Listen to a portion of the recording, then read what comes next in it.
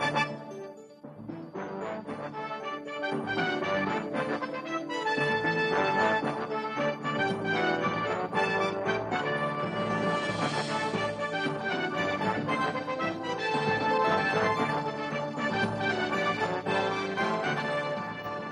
and welcome to another Bible in the News.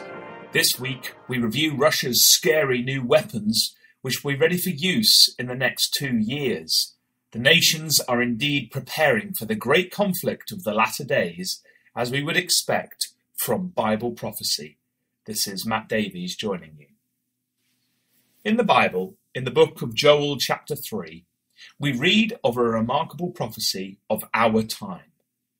We know this because in the first verse, God, through the prophet, declares, "For behold, in those days and in that time, when I shall bring again the captivity of Judah and Jerusalem." It is thought that Joel was written around 900 years before Christ. We have seen God's hand at work fulfilling this prophecy in recent years, 3,000 years later. The Jewish people who, despite being scattered from their homeland by the Romans nearly 2,000 years ago, retained their cultural identity and in recent times have been regathered to their land. They declared the independence of the State of Israel in 1948, 60 years ago, and they obtained control of Jerusalem after the Six-Day War in 1967. Joel chapter 3 is a prophecy for our days then, in the time when God has indeed brought again the captivity of the people of Judah and Jerusalem back from their wandering. The next verse explains God's intention for this regathered people. "I will also gather all nations and will bring them down into the valley of Jehoshaphat, or the valley of God's judgment, and will plead with them there for my people and for my heritage Israel, whom they have scattered among the nations and parted my land." Joel chapter 3, verse 2. So God is going to bring the nations against Israel. This does seem counterproductive. Why would God restore Israel in order to then bring the nations against them? Well, the answer is in the verse. He will plead with them for his people and his heritage Israel.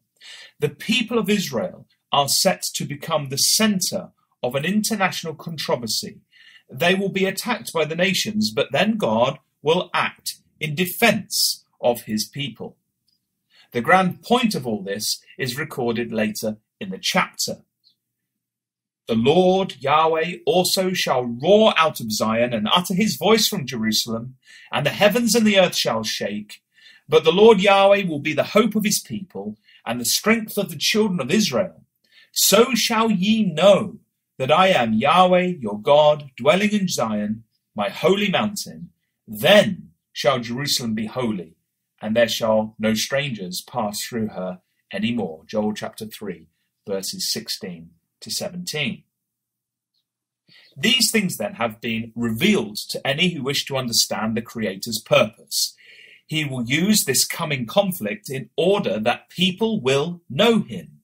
And clearly this indicates that Israel do not currently know him.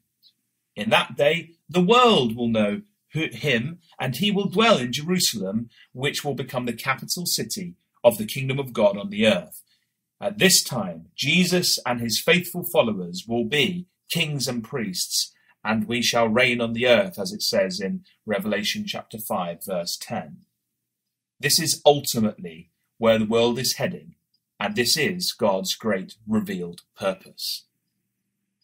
It is interesting to consider that in the middle of the prophecy of Joel chapter 3, we read, "Proclaim ye this among the Gentiles, prepare war, wake up the mighty men, let all the men of war draw near, let them come up, beat your plowshares into swords and your pruning hooks into spears, let the weak say, I am strong."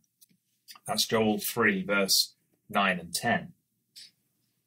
So we can expect, after the regathering of the people of Israel, a preparation for war that involves resources being spent on developing weaponry.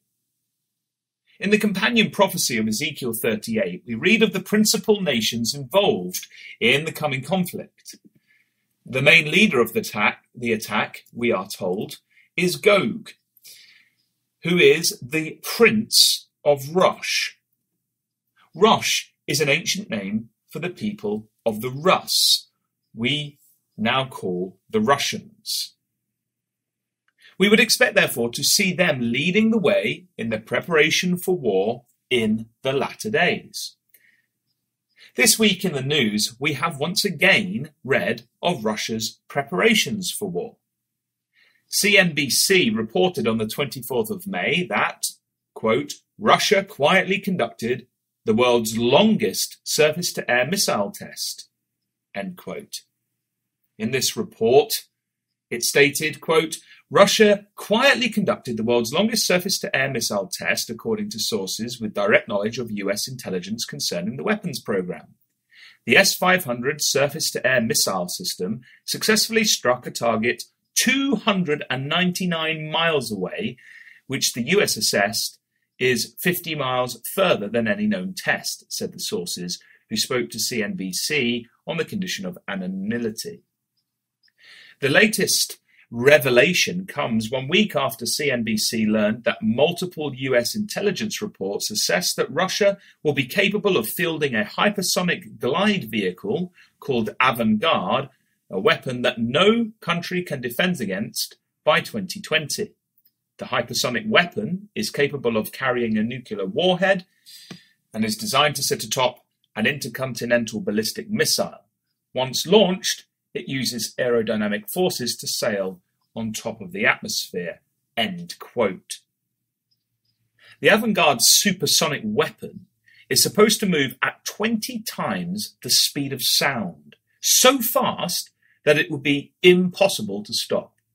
It can carry nuclear warheads, and according to reports, there is no known defense against it. On the 19th of May, Russia Today ran an article entitled, quote, New ICBM in 2020, Hypersonic Glider in 2019, Putin outlines nuclear deployment plans, end quote. ICBM stands for Intercontinental Ballistic Missile. In the report, it states, quote, the Sarmat is Russia's future silo-based intercontinental ballistic missile, which will replace the aging Voyevoda ICBMs.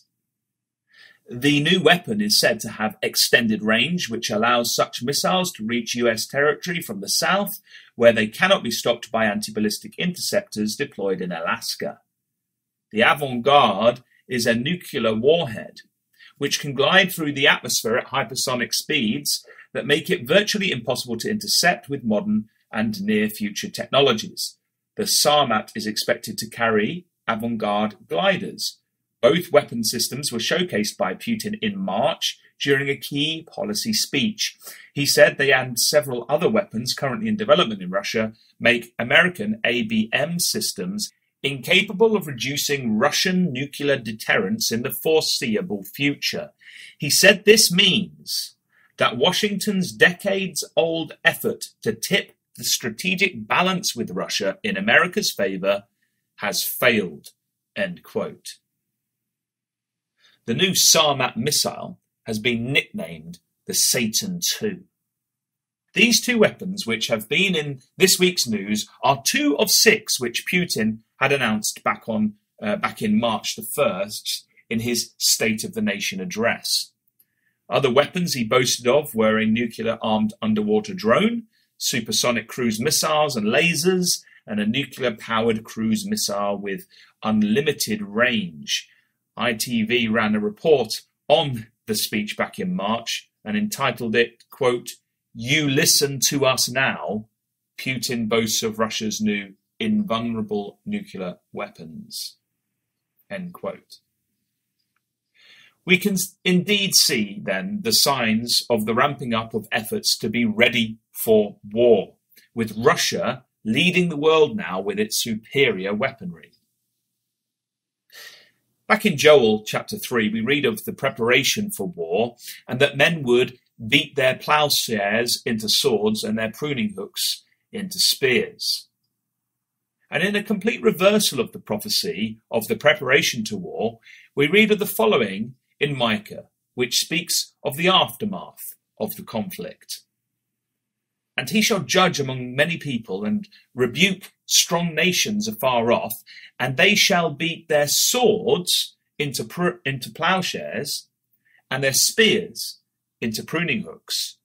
Nation shall not lift up a sword against nation, neither shall they learn war any more, but they shall sit, every man under his vine and under his fig tree, and none shall make them afraid, for the mouth of the Lord Yahweh of hosts hath spoken it. Micah chapter 4, verses 3 to 4.